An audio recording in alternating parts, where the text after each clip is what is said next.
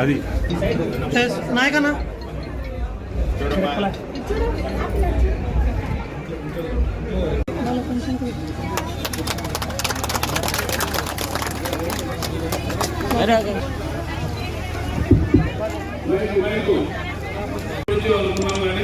అంత సడన్ గా వస్తుందని అనుకోలేదు. కాబట్టి మన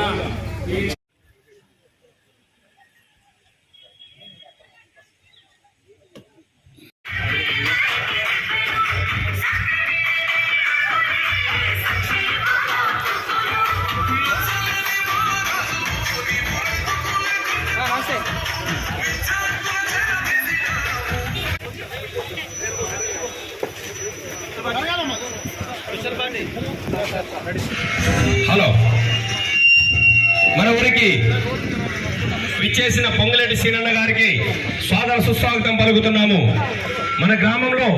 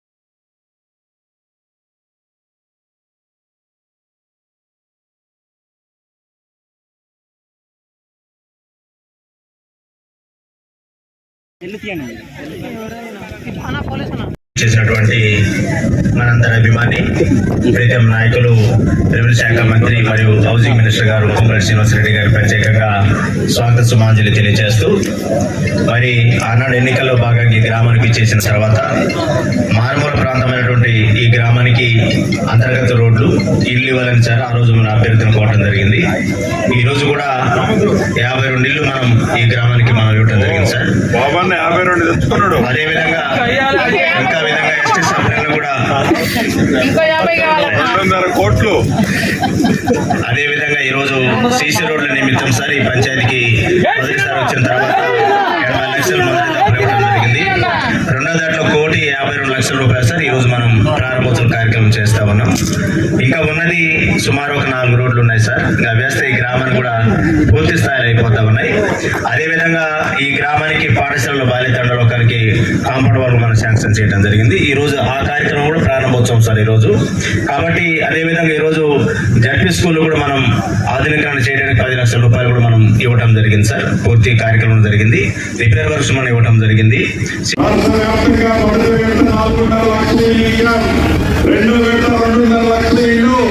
రాబోయే 4-5 రోజుల్లో మీ గ్రామాలకు వస్తాయి. 2 సార్లు కలిపి రాష్ట్ర వ్యాప్తంగా 7 లక్షలు ఇల్లు ఇస్తున్నాం.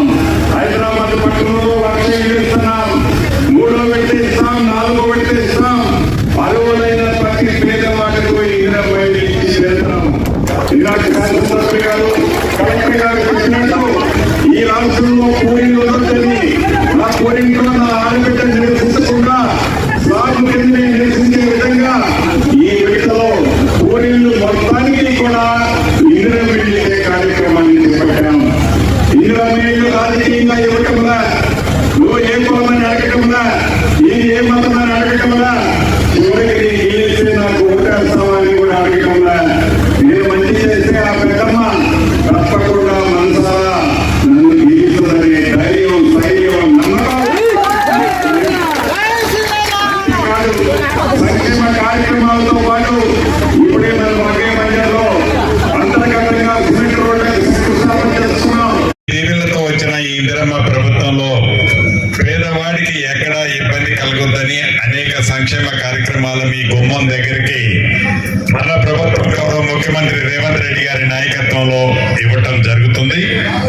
అందుట్లో భాగమే ఇందాక మిత్రులు చెప్పినట్లు కనీ విని ఎరగని రీతిలో బాబన్న 77 ఇందిరమ్మ ఇళ్ళు మీ గ్రామానికి తెచ్చుకున్నాడు. అంటే ఇది పేదవాడి ప్రభుత్వం, పేదవాళ్ళ కష్టం తెలిసిన ప్రభుత్వం, పేదవాళ్ళ బాధలు ప్రత్యక్షంగా కళ్ళతో చూసిన ప్రభుత్వం.